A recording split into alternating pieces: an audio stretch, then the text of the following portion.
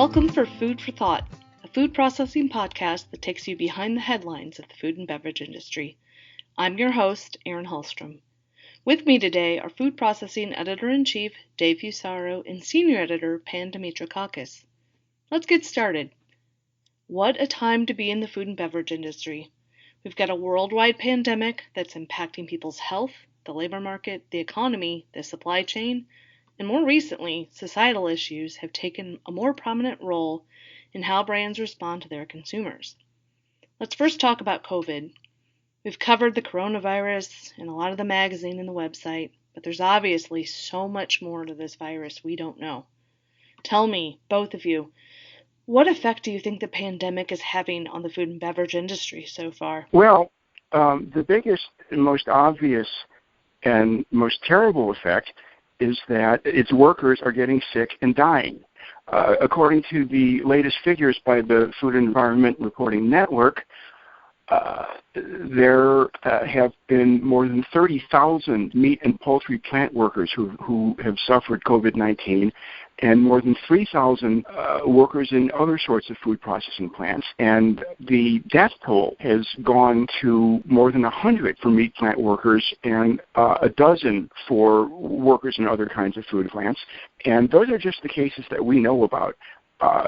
Like everything else about COVID, those numbers are probably resulting in underreporting. And that obviously has a devastating and horrible effect on the industry because people are literally afraid to come to work. According to one poll I saw this morning, some 40% of food industry executives say that their staff is openly fearful of returning to work and getting sick. Something like that has to affect morale. It has to affect absenteeism, and it's just going to have a bad effect on efficiency in general. And not to mention that the industry in some cases is getting something of a black eye, especially when it comes to meat and poultry. There have been instances where meat plants have been the center of infection for their cities, their counties, even entire chunks of states. This is an industry that had been kind of sketchy in terms of how it was viewed with how it treats its workers. This isn't doing it any favor. So yes, it's a big mess, and it's obviously something that's devastated the food industry in particular as much as it has the country and the world as a whole, and there's just no getting around that. Yeah, definitely. Dave, what are your thoughts on this? Well, consumer behavior has been interesting, to say the least, and well chronicled, too. But I think the $1 million question, the $500 billion question, is whether this is merely temporary behavior, and shoppers will go right back to their previous habits when this is all over, or if this will become the new way of shopping. Now, there are a couple of This is in my last sentence, and this behavior in general meant cooking at home, and for most people that meant simplicity, comfort foods and tried and true staples, frozen foods, and things that could be cooked quickly and easily, because after all, you got your kids home and they're running all over the place too. Nothing too exotic or too complicated to make. Now, once the stress of the situation and even some supply chain shortages are over, will shoppers continue to buy boxed macaroni and cheese and ice cream, or will they go back to trying exotic ethnic foods and other complex dishes that require a lot of ingredients and a lot of prep? You talked about, Dave, in your comment about the new way or new ways of looking or thinking of things, and I'm wondering what new methods or technologies do you think food and beverage companies have maybe been more ready to accept as a result of COVID, and some of the new, best practices around workplace facing issues or what have you? I want to step on our plant operations specialist toes on this, but automation, I'm sure he's going to mention it, so I'll get off that topic relatively quickly. I think this might be a nice push for more automation, taking people out of, at least the line work. But also, I've seen some architecture and engineering firms talking very excitedly about new designs for food plants that work in more distance between workers and more, sanitation steps. And this is for both new plants and to retrofit existing ones. Okay. If it's okay with you, Aaron, I'd kind of like to turn that question around or turn it inside out or whatever and talk about a technology that is or was being abandoned as a result of the COVID crisis, and that is automatic ordering. Grocery stores, especially the big chains,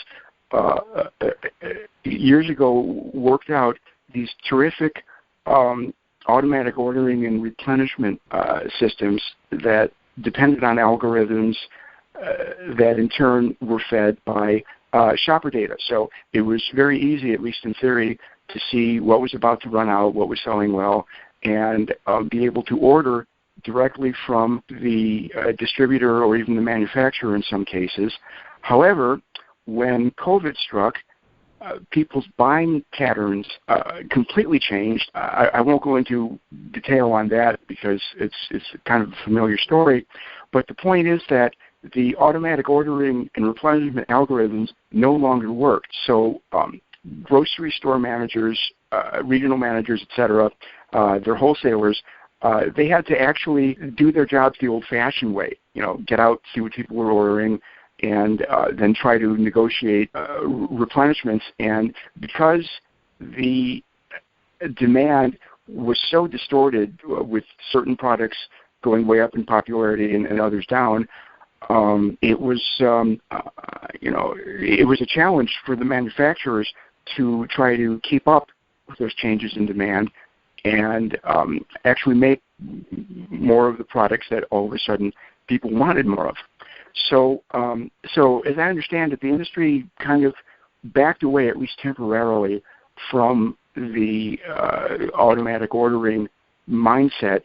And to tell you the truth, I'm not sure to what extent that's going to stick, but considering how much disruption there was and how much there would likely to be in the event of a similar situation in the future, heaven forbid, they'll probably want to keep that extra flexibility in their back pocket, so to speak. So we might see an evolution of how things move along the supply chain from manufacturer to retailer to allow more flexibility and be able to accommodate situations like this better. It almost sounds like that adage of everything old is new again. Mm-hmm. It kind of is. You've got guys going around with clipboards instead of just pressing a few buttons on the keyboard. Yeah. It's, retro, but make it safe. So after, I think everyone's heard of we're flattening the curve, we're doing, once the data gets to a point where the new normal becomes normal, what effects do you both think are likely to linger on post-pandemic? Well, for me, I think what I mentioned earlier about consumer behavior, will it go back to the way people were shopping pre-pandemic, or, will this have a permanent effect on going back to comfort foods and simple things and more meal preparation at home? Now, the other thing is I think it'd be interesting to see if any of these new direct-to-consumer efforts succeed. Several processors are trying that approach in newer, bigger ways. Frito-Lay is giving it a really big try. And just today it was announced that Constellation Brands, the liquor company, bought Empathy wines, and in part because Empathy has a good direct-to-consumer wine selling effort. Mm-hmm. And we talked earlier, Pan talked earlier about the meat industry getting a black eye. People talk about, will cruise ships ever fully recover? Will the airlines ever fully recover? I worry that the meat industry might never fully recover. I mean, they're doing great now because of the whole comfort food situation, but meat companies were first looked at as heroes, I think, for keeping the supply of hamburgers and pork chops, coming into the grocery stores. But then they became hotspots for the COVID virus. And people started hearing about how horrible it is to work in them. There's cold, damp, crowded conditions in those plants. And then as the plants shut down, farm animals were being euthanized because they couldn't be slaughtered in time. Farmers were dumping milk that couldn't be processed. And add to that long-running stories about animal cruelty and farm animals' contribution to global warming and other environmental concerns, and how inefficient animals are at producing a pound of protein. And I think many people might take this as an opportunity to say, well, the meat industry really is kind of archaic. Maybe we don't need so much dependence on meat, and maybe there will be a movement toward plant proteins. Definitely. Penn, what do you think? What are your thoughts? Okay, well, I'd like to, when it comes to lingering effects, I'd like to expand a little bit on what I said before about the supply chain, because one thing the pandemic has bared is inflexibility all across the supply chain, including the part from farmer to processor, as well as processor down the line.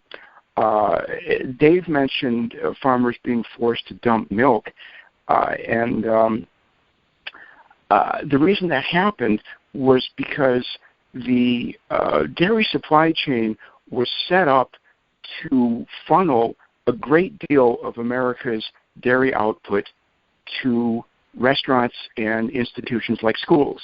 Think of half pints of milk for kids' lunches. Think of all the cheese that gets used for pizza and cheeseburgers and so on. The demand for that dropped way down, and while the retail demand went up, the supply chain was just so rigid in terms of packaging and just in terms of what they were set up to make and for whom, that farmers, had to dump milk simply because there was nobody around to process it.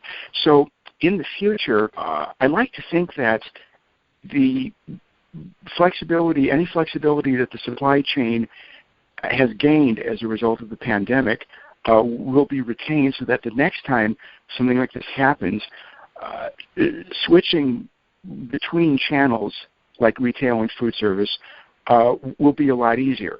And that requires, or would require, a lot of changes all along the line in terms of more versatile equipment, more automation, and very likely looser regulations in terms of packaging and what has to be done to make a package suitable for one channel or another. So I really think that, or actually it's more like a hope, that the supply chain flexibility that is being forced on the industry by this crisis, that they'll find a way to retain it for the future. Gotcha. Well, it definitely sounds like we're going to have a lot to cover in terms of innovation and new ideas for the coming months and years on the pages of Food Processing Magazine and the website. I think that covers it for right now, for as deep into the weeds as we can get. Before we sign off on this, our first episode, Dave, Pan, is there anything, any upcoming projects you'd like to plug to let our audience know about? Oh, I do. I want to plug the upcoming Green Plant of the Year. It's an annual project we've been doing for probably at least 10 years. I can't give you all the specifications, but I think you get what it is. A sustainable plant.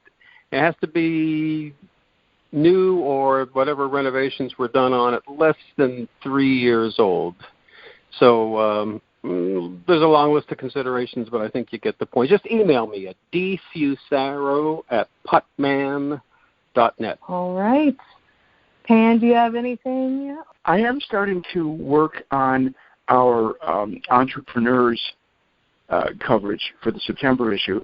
So if you are a food processor who is, if you are a food entrepreneur, or if you know of one who you think would be a good candidate, then shoot me an email at cand@putnam.net. Well, thank you so much both for joining me today. And for everyone else listening out there, thank you so much for being a part of our first episode.